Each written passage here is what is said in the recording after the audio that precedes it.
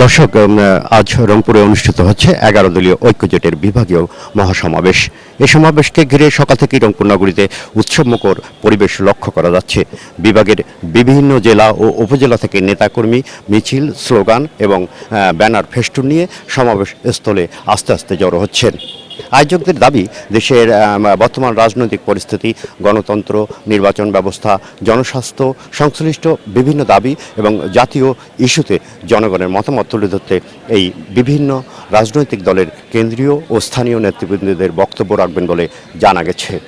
11 দলীয় জোটের সম্প্রতি সময়ে বিভিন্ন জাতীয় ইস্যু একযোগে কর্মসূচি পালন করে আসছে। সমাবেশকে ঘিরে নগরীর গুরুত্বপূর্ণ সড়কগুলোতে যানবাহনের চাপ কিছুটা বেড়েছে।